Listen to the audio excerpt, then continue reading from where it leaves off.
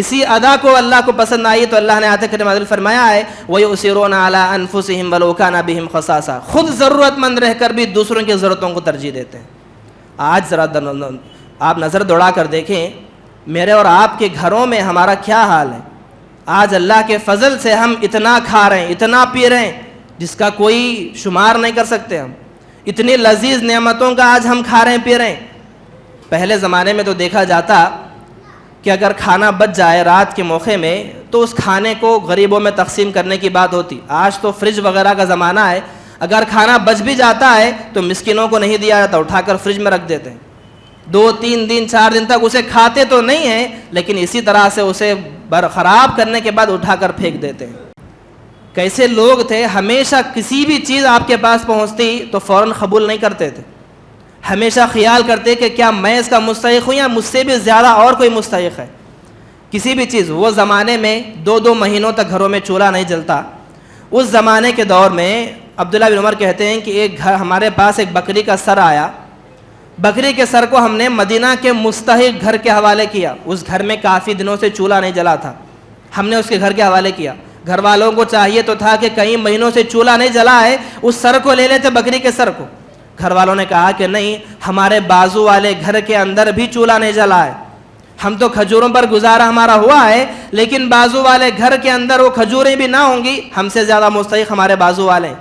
اس بکری کے سر کو بازو کے گھر حوالے کر دیا گیا۔ اللہ تبارک و تعالیٰ نے ہمیں نعمتوں سے نوازا ہے، اللہ نے ہمیں مال عطا کیا ہے، گھر بار عطا کیا ہے، بہت سی نعمتیں، ہم صحت و عافیت سے ساتھ ہم پھر رہے ہیں، چل رہے ہیں۔ یہ نعمتیں کب ہماری باقی رہیں گی؟ جب تک ہم ان نعمتوں کا حق ادا کرتے رہیں گے۔ یہ نعمتوں کا حق جب تک ہم ادا کرتے رہیں گے، یہ نعمتیں اسی طرح سے باقی رہیں گی۔ جب ہم نے ان نعمتوں کا حق ادا کرنا بند کر دیا، یہ نعمتیں ہم سے چھن جائیں گی۔ اللہ جب نعمتیں دینے پر قادر ہے تو پلک جھپکنے کے برابر نعمتیں چھیننے پر بھی قادر ہے۔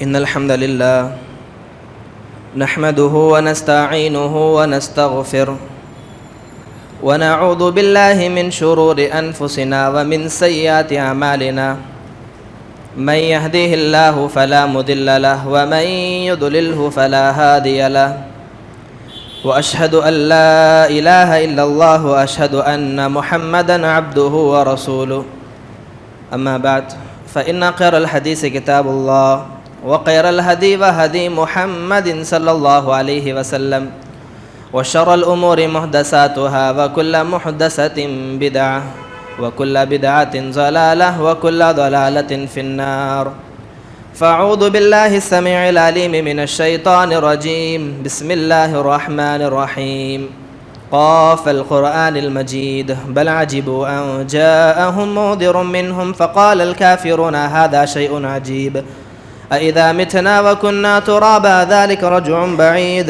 قد علمنا ما تنقص الأرض منهم وعندنا كتاب حفيظ بل كذبوا بالحق لما جاءهم فهم في أمر مريج أفلم ينظروا إلى السماء فوقهم كيف بنيناها وزيناها وما لها من فروج والأرض مددناها وألقينا فيها رواسي وأنبتنا فيها من كل زوج بهيج تبصرة وذكرى لكل عبد منيب ونزلنا من السماء ماء مباركا فأنبتنا به جنات وحب الحصيد والنخل باسقات لها طلع نضيد رزقا للعباد وأحيينا به بلدة ميتا كذلك الخروج كذبت قبلهم قوم نوح وأصحاب الرس وثمود وعاد وفرعون وإخوان لوط وأصحاب الأيكة وقوم تبع كل كذب الرسل فحق وعيد أفاعينا بالخلق الأول بل هم في لبس من خلق جديد وقال الله تعالى في موضع آخر بسم الله الرحمن الرحيم ويؤثرون على أنفسهم ولو كان بهم خصاصة۔ تمام قسم کی تعریفیں حمد و ثنا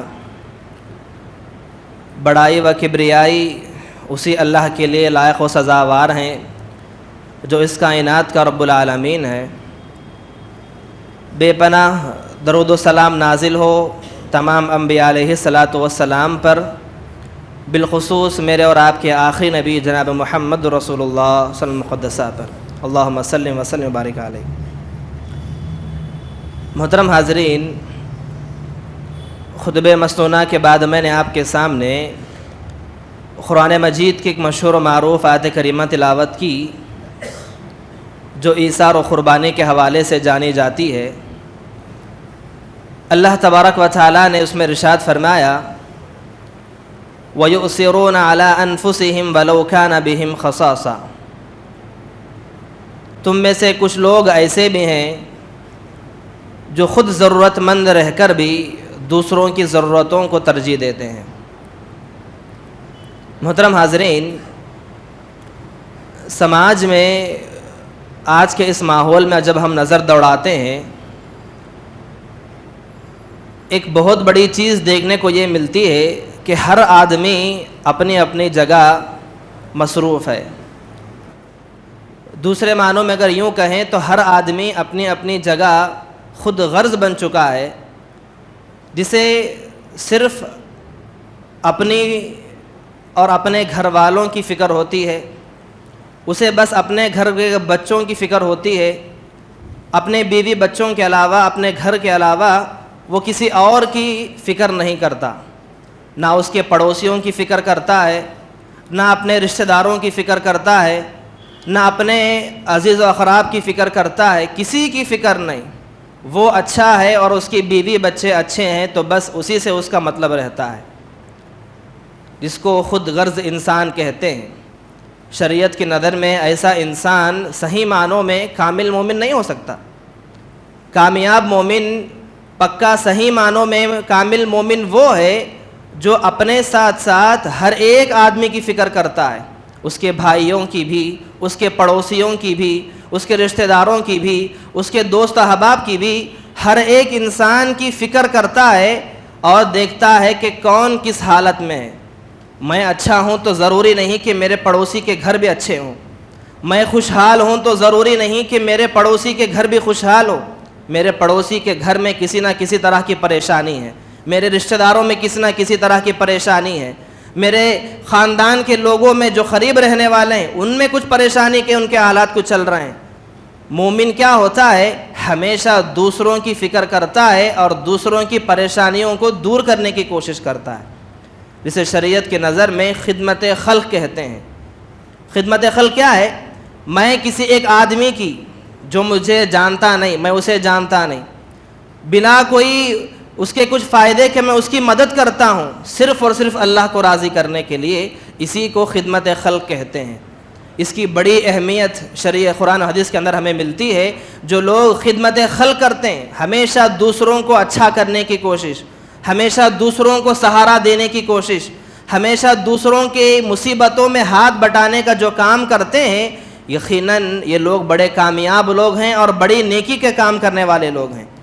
آئیے اللہ تبارک و تعالیٰ سے میں پہلے دعا کرتا ہوں، اللہ پہلے مجھے کہنے اور سننے عمل کے توفیق نصیب فرمائے۔ محترم حاضرین، یہ جو نیکی ہے خدمت خلق کے نام سے جو ہم کرتے ہیں، کوئی آدمی بیمار رہتا ہے، اگرچہ ہم اس کا علاج کرانے کی ہمیں اتنی طاقت نہیں ہے، بس ہم اس کو سہارا دیتے ہوئے اس کی بیماری کی جہاں پر علاج ہوتا ہے وہاں تک پہنچاتے ہیں، تو یہ بھی خدمت خلق ہے۔ کوئی آدمی ہم سے کچھ مانگتا ہے، کچھ سوال کرتا ہے کسی چیز کا، ہم اسے پوری طرح سے ادا نہیں کر سکتے، اتنی طاقت نہیں ہے، کم از کم اس کے مانگنے کے بعد ہماری طاقت نہ ہونے کے باوجود ہم کسی اور کے پاس اس کی سفارش کرتے ہیں کہ وہاں چلے جاؤ، آپ کی ضرورت پوری ہو جائے گی، تو یہ بھی خدمت خلق ہے۔ یہ بہت بڑی نیکی ہے جس کے بارے میں اللہ کے نبی صلی اللہ علیہ وسلم نے کئی احادیث کے اندر کتنی بڑی بڑی بشارتیں سنائی۔ ایک حدیث کے اندر اللہ کے نبی صلی اللہ علیہ وسلم نے جو خدمت خلق کرتے ہیں، لوگوں کی مصیبتوں میں، لوگوں کی پریشانیوں میں ہاتھ بٹاتے ہیں، ان کی مثال اللہ کے نبی صلی اللہ علیہ وسلم نے ایک مجاہد کے برابر تشبیہ دی۔ کہا کہ مجاہد ہے وہ شخص، جنگ میں لڑنے والا جو اللہ کے راستے میں نکلتا ہے، مجاہد ہے وہ شخص جو ہمیشہ دوسروں کی مصیبتوں کو، دوسروں کی پریشانیوں کو دور کرنے میں لگا رہتا ہے، یعنی کہ خدمت خلق میں لگا رہتا ہے، ایک مجاہد کے برابر ہے۔ اور ایک حدیث کے اندر اللہ کے نبی صلی اللہ علیہ وسلم نے نفیل عبادتوں سے افضل قرار دیا اس نیکی کو۔ یہ کوئی معمولی نیکی نہیں ہے، ہم آج اس نیکی کو بہت معمولی سمجھتے ہیں۔ آپ صرف میں اٹھا کر دیکھیں کہ اگر چھوٹا موقع بھی اگر ہمیں مل جائے خدمت خلق کرنے کا، کسی کے ساتھ بھلائی کرنے کا, کسی کے ساتھ اچھا کام کرنے کا, کہ اگر چھوٹا سا موقع بھی مل جائے ہمارے لیے بہت بڑی غنیمت کی بات ہے, وہ بہت بڑی بات ہے ہمارے لیے. اللہ کے نبی صلی اللہ علیہ وسلم نے نفل عبادتوں سے افضل قرار دیا کہ ایک آدمی, مثال کے طور پر ایک آدمی مسجد میں کھڑا ہو کر نفل نمازیں پڑھ رہا ہے, رکوع کر رہا ہے, سجود کر رہا ہے, نفل نمازیں پڑھ رہا ہے, اور ایک جگہ پر ایک آدمی کسی بھائی کی مدد کے لیے چل کر نکلا ہے, کسی کی پریشانی کو دور کرنے کے لیے, مدد دینے, سہارا دینے کے لیے کچھ آدمی پیدل نکلا ہے. اللہ نے کہتے ہیں کہ مسجد میں نفل نماز پڑھنے سے زیادہ افضل ہے اس آدمی کا نکلنا, اپنے بھائی کی مدد کے لیے نکلنا نفل نماز پڑھنے سے کہیں زیادہ افضل ہے. ایک حدیث کے اندر تو اللہ کے نبی صلی اللہ علیہ وسلم نے مسجد نبوی کے اندر 1 مہینہ اعتکاف سے افضل قرار دیا. کہا کہ میں اگر 1 مہینہ مسجد نبوی کے اندر اعتکاف کے لیے بیٹھوں, کتنی بڑی فضیلت ہے جانتے ہیں. ایک نماز اگر کوئی آدمی مسجد نبوی کے اندر باجماعت پڑھتا ہے تو 1000 نمازوں کے برابر اسے ثواب ہے. ایک نماز میں 1000 نمازوں کے برابر ثواب ملے گا اسے ایک فرض نماز میں. تو پھر اندازہ لگائیں کہ 1 مہینہ جب ہم مسجد نبوی میں اعتکاف کرتے ہیں تو اس کی کتنی بڑی فضیلت ہوگی.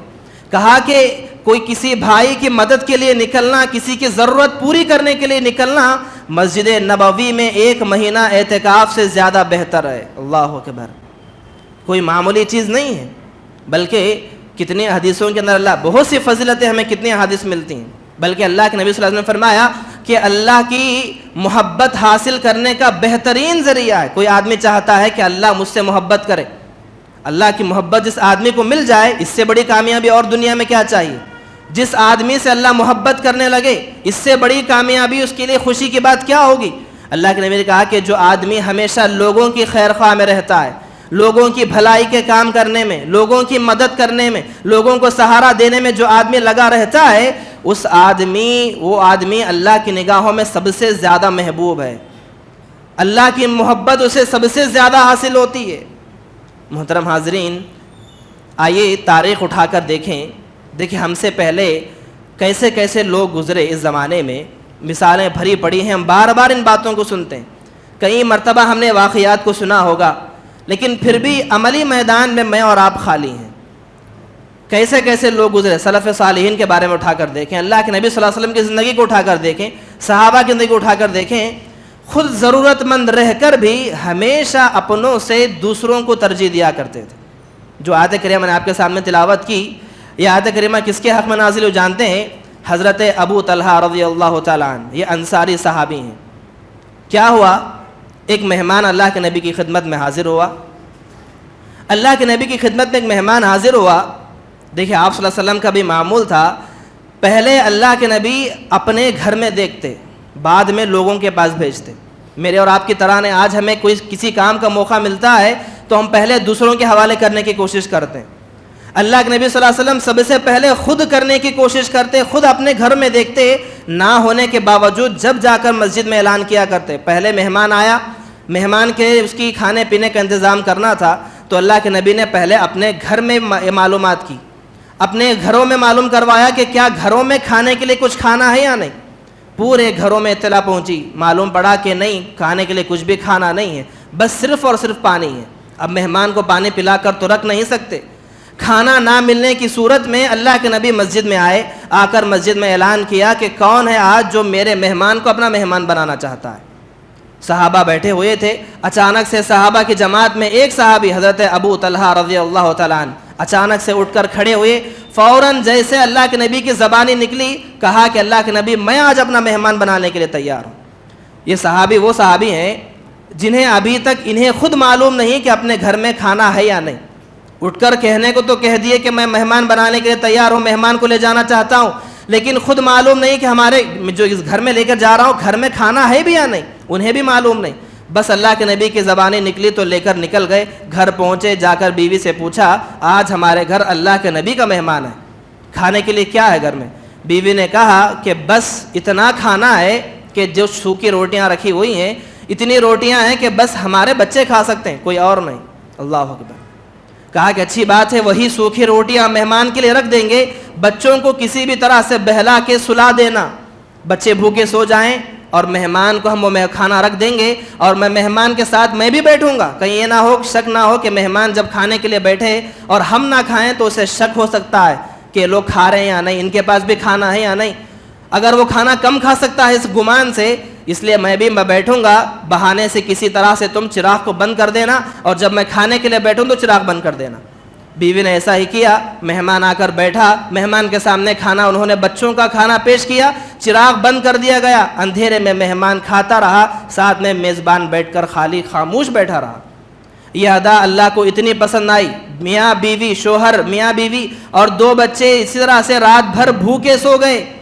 اللہ کو اتنی پسند آئی ادا، اتنی پسند آئی کہ صبح ہونے سے پہلے اللہ نے ان کے حق میں آیت کریمہ اللہ نازل فرما دی. وَيُؤْثِرُونَ عَلَىٰ أَنفُسِهِمْ وَلَوْ كَانَ بِهِمْ خَصَاصَةٌ. اللہ نے کہا، جب اللہ کے نبی کی خدمت میں صبح حاضر ہوئے حضرت ابو طلحہ، اللہ نے پوچھا کہ بھائی کیا بات ہے، کون سا کام تم نے رات میں کیا ہے کہ تمہارے حق میں اللہ نے آیت کریمہ نازل فرما دی ہے. صحابی رسول نے پورا ماجرا سنایا، کہا کہ ایسی ایسی بات ہوئی، تو کہا کہ یہی ادا تھی، اسی ادا کو اللہ کو پسند آئی تو اللہ نے آیت کریمہ نازل فرمایا ہے وَيُؤْثِرُونَ عَلَىٰ أَنفُسِهِمْ وَلَوْ كَانَ بِهِمْ خَصَاصَةٌ. خود ضرورت مند رہ کر بھی دوسروں کی ضرورتوں کو ترجیح دیتے ہیں. آج ذرا آپ نظر دوڑا کر دیکھیں میرے اور آپ کے گھروں میں ہمارا کیا حال ہے. آج اللہ کے فضل سے ہم اتنا کھا رہے ہیں، اتنا پی رہے ہیں جس کا کوئی شمار نہیں کر سکتے. ہم اتنی لذیذ نعمتوں کا آج ہم کھا رہے ہیں، پی رہے ہیں. پہلے زمانے میں تو دیکھا جاتا کہ اگر کھانا بچ جائے رات کے موقع میں تو اس کھانے کو غریبوں میں تقسیم کرنے کی بات ہوتی. آج تو فریج وغیرہ کا زمانہ ہے، اگر کھانا بچ بھی جاتا ہے تو مسکینوں کو نہیں دیا جاتا، اٹھا کر فریج میں رکھ دیتے ہیں. 2-3 دن 4 دن تک اسے کھاتے تو نہیں ہیں، لیکن اسی طرح سے اسے خراب کرنے کے بعد اٹھا کر پھینک دیتے ہیں. یہ وہ لوگ تھے جن کے گھروں میں کھانا موجود نہیں، اور نہ ہونے کی صورت میں اس طرح کا جذبہ ان کے اندر خدمت کا کس طرح جذبہ رہا کرتا تھا. انصاری صحابہ کی کتنی بھی مثالیں ہم بیان کریں بہت کم ہیں. دیکھیے بحرین سے ایک مال آیا اللہ کے نبی کے زمانے میں مدینہ کے اندر. انصاری صحابہ کسے کہتے ہیں؟ انصاری صحابہ انہیں کہتے ہیں جو مدینہ کے رہنے والے، مدینہ میں رہ کر اسلام قبول کیے. مہاجرین ان کو کہتے ہیں جو مکہ میں رہ کر اسلام قبول کیے، مدینہ ہجرت کر کے آئے. ہجرت کرنے والوں کو مہاجرین کہتے ہیں، اور جو پراپر مدینہ کے رہنے والے ہیں انہیں انصاری صحابہ کہتے ہیں. تو مدینہ کے رہنے والے انصاری صحابہ نے بڑی بڑی قربانیاں پیش کی ہیں جن کی مثالیں ہم بیان نہیں کر سکتے. کیسی قربانیاں پیش کی، کیسی خدمتیں کی ہیں. جو لوگ مکہ چھوڑ کر مدینہ آئے انہوں نے اپنا سب کچھ آدھا آدھا مال کر کے قربان کیا. دیکھیے سعد بن نبی رضی اللہ تعالیٰ عنہ کے حوالے سے عبد الرحمن بن عوف جو ایک مالدار صحابی سب کچھ چھوڑ کر مدینہ اکیلے تنہا آ گئے. آنے کے بعد جن صحابی کے حوالے انہیں کیا گیا اس صحابی رسول نے کیا کہا کہ میرے 2 باغیچے ہیں، ایک باغیچہ آپ کا، ایک باغیچہ میرا. میرے فلاں چیزیں 2 ہیں، وہ ایک آپ کی اور ایک میری. میرے فلاں تجارت ہے، وہ ایک آپ کی ایک کی میری. کون کہتا ہے آج کے زمانے میں؟ آج زمانے کا آپ نظر دوڑا کر دیکھیں کہ آج خود ایک باپ کی اولاد اپنی پراپرٹی کے لیے سگے بھائی لڑ رہے ہیں. ایک بھائی راضی نہیں ہے دوسرے بھائی کے حق میں تھوڑی سی جگہ چھوڑنے کے لیے. ایک بھائی راضی نہیں کسی ایک بھائی کے حق میں دستبردار ہونے کے لیے. یہ وہ لوگ تھے جو انجانے لوگوں کو انہوں نے اپنا مال قربان کیا. مال تو مال، یہ صحابی کہتے ہیں کہ میری 2 بیویاں ہیں، 2 بیویوں میں جو پسند آئے تم کہہ دو، میں طلاق دے دوں گا، عدت ختم ہونے کے بعد تم نکاح کر لینا. اللہ اکبر. ایسی قربانیاں، ایسا جذبہ تھا ان کے اندر. کیا کہتے ہیں؟ عبد الرحمن بن عوف نے کہا کہ نہیں، مجھے کچھ بھی نہیں چاہیے، بس مجھے مارکیٹ کا راستہ بتا دو. وہ مارکیٹ گئے، انہوں نے تجارت کی. تو یہ انصاری جو صحابہ تھے ان کے حق میں ایک مال آیا بحرین سے. مال آنے کے بعد اللہ کے نبی نے کہا کہ میں چاہتا ہوں کہ مال انصار کے حوالے کر دوں. انصاری صحابہ کو بلا کر کہا کہ مال تم لوگ لے لو، تم نے بڑی قربانیاں پیش کی ہیں. انصاری صحابہ نے کہا کہ اللہ کے نبی ہرگز نہیں لیں گے، ہم اس مال میں ہمارا حق نہیں ہے جب تک کہ مہاجر صحابہ جو مکہ سے آئے ہوئے ہیں، آنے والے ہیں، ان کی پوری ضرورتیں مکمل نہیں ہو جاتی جب تک ہم اس مال کو ہاتھ نہیں لگائیں گے. یہ ہمارا حق نہیں بنتا، کیونکہ ہم سے زیادہ ضرورت مند وہ لوگ ہیں جو ابھی آنے والے ہیں یا آئے ہیں مکہ سے. اللہ اکبر. دیکھیے یہ تو زندگی کے معاملات تھے. بسا اوقات موت کے وقت بھی یہ لوگ ہمیشہ اپنے سے زیادہ بازو والے کو ترجیح دیتے، ہمیشہ اپنے سے زیادہ بازو والا جو مستحق کہتے بازو والے کو ترجیح دیا کرتے تھے.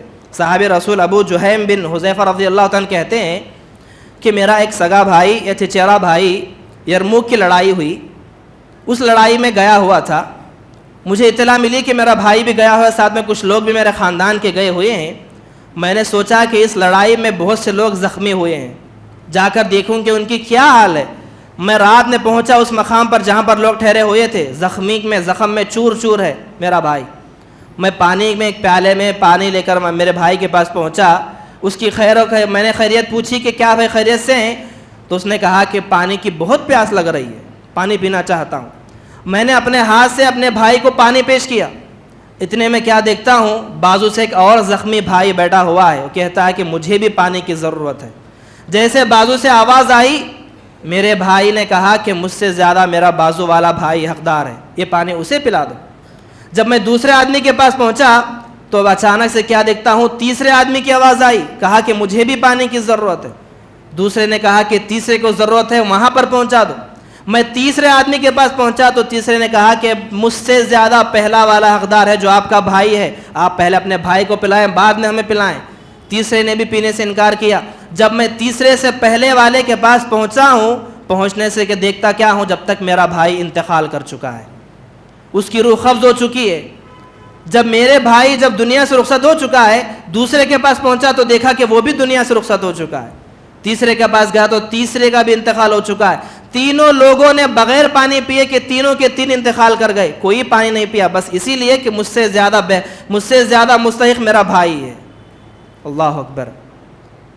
دیکھیے حضرت عبداللہ بن عمر رضی اللہ عنہ کی حدیث ملتی ہے، کیسے لوگ تھے، ہمیشہ کسی بھی چیز آپ کے پاس پہنچتی تو فوراً قبول نہیں کرتے تھے، ہمیشہ خیال کرتے کہ کیا میں اس کا مستحق ہوں یا مجھ سے بھی زیادہ اور کوئی مستحق ہے۔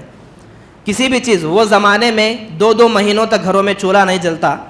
اس زمانے کے دور میں عبداللہ بن عمر کہتے ہیں کہ ایک گھر ہمارے پاس ایک بکری کا سر آیا، بکری کے سر کو ہم نے مدینہ کے مستحق گھر کے حوالے کیا۔ اس گھر میں کافی دنوں سے چولہا نہیں جلا تھا، ہم نے اس کے گھر کے حوالے کیا۔ گھر والوں کو چاہیے تو تھا کہ کئی مہینوں سے چولہا نہیں جلا ہے، اس سر کو لے لیتے، بکری کے سر کو۔ گھر والوں نے کہا کہ نہیں، ہمارے بازو والے گھر کے اندر بھی چولہا نہیں جلا ہے، ہم تو کھجوروں پر گزارا ہمارا ہوا ہے، لیکن بازو والے گھر کے اندر وہ کھجوریں بھی نہ ہوں گی، ہم سے زیادہ مستحق ہمارے بازو والے ہیں۔ اس بکری کے سر کو بازو کے گھر حوالے کر دیا گیا۔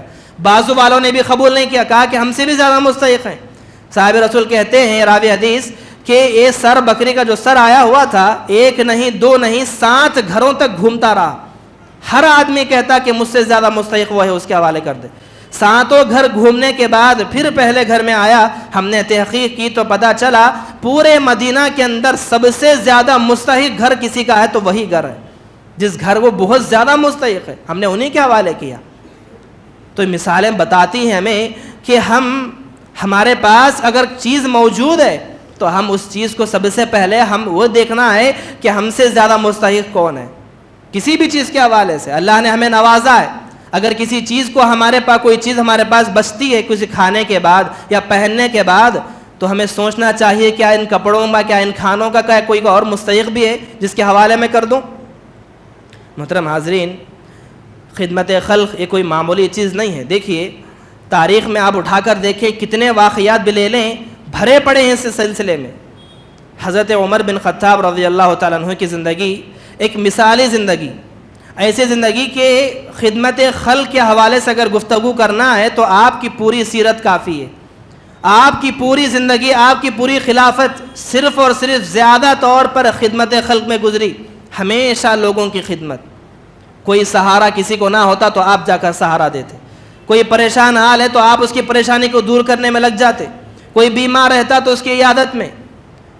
دیکھیے حضرت عمر بن خطاب، بار بار وہ حدیث مشہور بخاری کی ہم سنتے ہیں، اللہ کے نبی صلی اللہ علیہ وسلم نے جب اعلان کیا، اس سے پہلے کیا ہوا، حضرت عمر نے چاہا کہ میں حضرت ابوبکر صدیق رضی اللہ عنہ سے نیکیوں میں آگے بڑھ جاؤں، دیکھتا ہوں کہ ہمیشہ ابوبکر مجھ سے آگے بڑھ جاتے ہیں، میں ہمیشہ پیچھے رہتا ہوں۔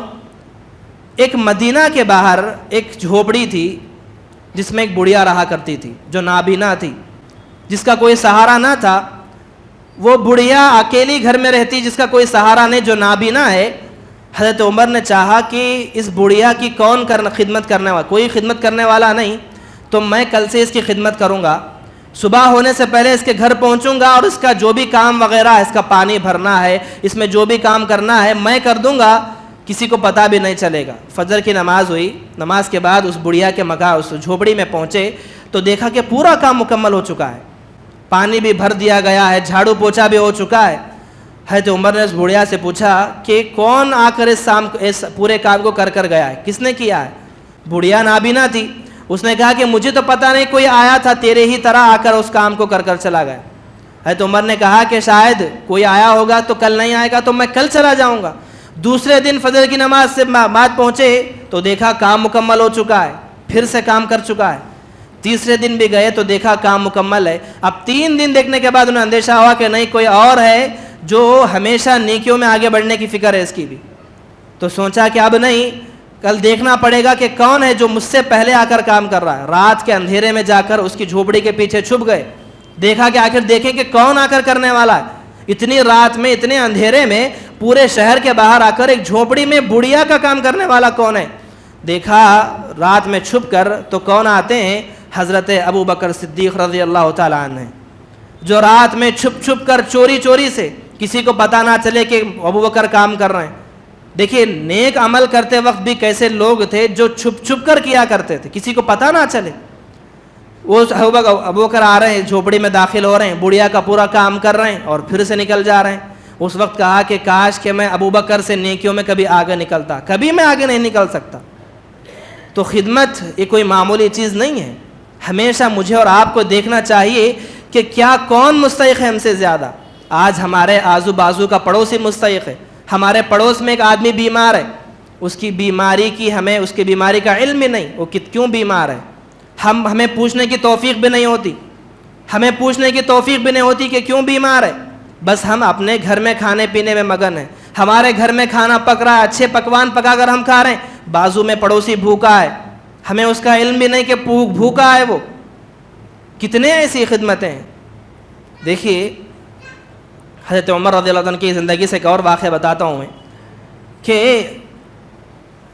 جب آپ کی خلافت آئی، آپ کی خلافت میں حضرت عمر بن خطاب رضی اللہ تعالیٰ عنہ نے رات میں، آپ امیر بننے کے بعد آپ گھر میں بیٹھا نہیں کرتے تھے، آپ کا معمول تھا کہ روزانہ رات میں آپ ایک پہرا لگاتے کہ کیا کوئی اور بھی ضرورت مند ہے یا کوئی پریشان حال ہے۔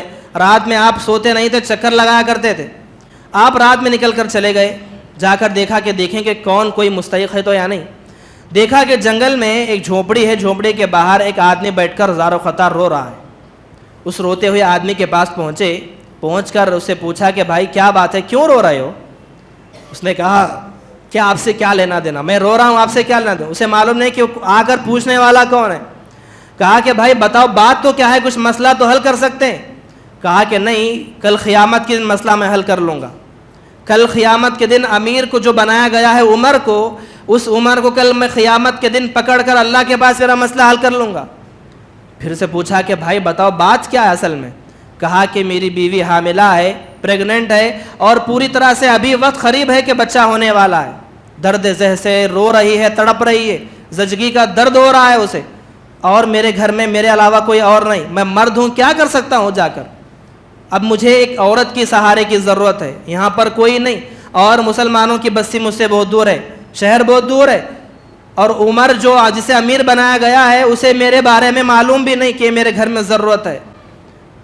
یہ سننے کے بعد عمر نے کیا کہا؟ کچھ بھی اس سے بات چیت نہیں کی، فوراً گھر گئے، حضرت ام کلثوم کو اٹھایا، کہا کہ چلو اچانک کام ہے، رات آدھی رات ہو چکی تھی، نیند سے بیدار کر کے حضرت ام کلثوم کو اٹھایا حضرت عمر نے، اور فوری طور پر سیدھا جھوپڑی میں لے گئے، جا کر کہا کہ اس جھوپڑی میں ایک عورت ہے جسے آپ کی ضرورت ہے، ابھی جو ڈیلیوری ہونے والی ہے، زچگی ہونے والی ہے۔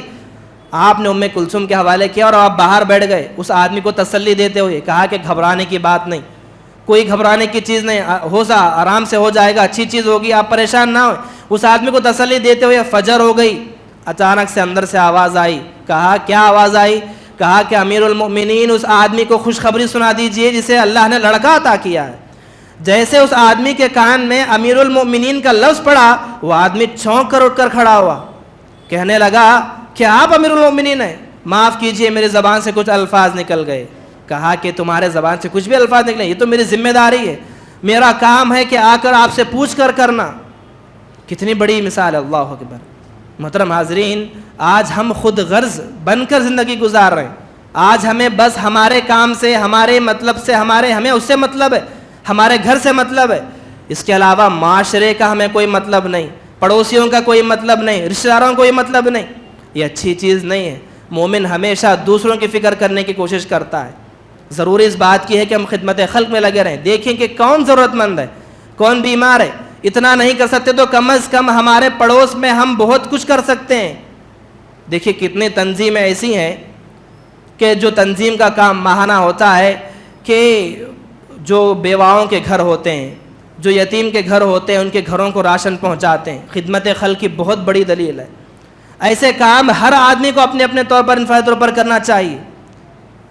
اسی لیے اللہ کے نبی صلی اللہ علیہ وسلم نے دیکھیے جو نعمتیں ہمیں ملی ہیں، اللہ تبارک و تعالیٰ نے ہمیں نعمتوں سے نوازا ہے. اللہ نے ہمیں مال عطا کیا ہے، گھر بار عطا کیا ہے، بہت سی نعمتیں. ہم صحت و عافیت سے ساتھ ہم پھر رہے ہیں، چل رہے ہیں. یہ نعمتیں کب ہماری باقی رہیں گی؟ جب تک ہم ان نعمتوں کا حق ادا کرتے رہیں گے. یہ نعمتوں کا حق جب تک ہم ادا کرتے رہیں گے، یہ نعمتیں اسی طرح سے باقی رہیں گی. جب ہم نے ان نعمتوں کا حق ادا کرنا بند کر دیا، یہ نعمتیں ہم سے چھن جائیں گی. اللہ جب نعمتیں دینے پر قادر ہے تو پلک جھپکنے کے برابر نعمتیں چھیننے پر بھی قادر ہے. اللہ آپ کو مال دے رہا ہے، اللہ آپ کو مال دے رہا ہے، آپ کو مالدار بنا رہا ہے، تو گویا اس کا مطلب یہ نہیں کہ اللہ آپ سے خوش ہے. اللہ بلکہ مال آپ کو اس لیے دے رہا ہے کہ آپ کے ذریعے سے اللہ کسی اور کی مدد کروانا چاہ رہا ہے. اگر بندے کو اللہ سے کسی سے مدد کرنی ہوگی تو اللہ ڈائریکٹ آسمان سے کوئی یہ نازل نہیں کرے گا. اللہ کسی کو ذریعہ بنائے گا. وہ ذریعہ اللہ نے آپ کو بنایا ہے کسی بھی طرح سے. آپ کو مال کے طور پر یا کسی اور چیز کے طور پر آپ کو عہدہ ملا ہے. آپ عہدے میں بیٹھ کر بہت کچھ کام کر سکتے ہیں. آپ کے ماتحت بہت سی چیزیں آپ کے اندر ہیں. آپ کی طاقت بہت زیادہ ہے. تو آپ جو کچھ کر سکتے ہیں. اللہ نے آپ کو جو نعمتیں عطا کی ہیں، وہ نعمت کا حق یہ ہے کہ اس کے حقداروں کا اس کا حق پہنچایا جائے. مال اللہ نے عطا کیا ہے، اس مال کو اس کی ضرورت مندوں تک پہنچایا جائے، اس کا حق ادا کیا جائے. جب تک آپ اس مال میں سے خرچ کرتے رہیں گے، وہ مال کی نعمت آپ کے پاس اسی طرح باقی رہے گی، اس میں اور زیادتی ہوگی. اگر آپ نے اس مال کا حق ادا کرنا بند کر دیا، خرچ کرنا بند کر دیا، تو اللہ بھی آپ کا وہ مال کو ختم کر دے گا. وہی مال کسی اور کو دے کر اللہ کسی اور کے ذریعے اللہ کام کروائے گا. تو ہم چاہتے ہیں کہ ہماری نعمتیں محفوظ ہوں. جو نعمتیں ہمیں ملی ہیں، جو نعمتوں کی شکل میں آج ہمارے پاس مال موجود ہے، جو بھی چیزیں موجود ہیں، ہم چاہتے ہیں کہ وہ اسی طرح ہمارے پاس باقی رہیں. تو میرا اور آپ کا فریضہ بنتا ہے کہ ہم ان نعمتوں کا کما حق ہو، اس کا حق ادا کریں. جب تک ہم حق ادا کرتے رہیں گے، وہ نعمتیں اللہ ہی کے فضل سے باقی رہیں گی، اس میں اور زیادتی ہوگی. دعا رب العالمین سے اللہ تبارک و تعالی مجھے اور آپ کو کہنے اور سننے عمل کی توفیق نصیب فرمائے، اور ہم تمام کو خدمت خلق کرنے کی توفیق عطا فرمائے، اور ہمیشہ دوسروں کا سہارا دینے اور دوسروں کی تکلیف میں ہاتھ بٹانے کی توفیق اللہ ہم سب کو عطا فرمائے. آمین رب العالمین. السلام علیکم ورحمۃ اللہ وبرکاتہ.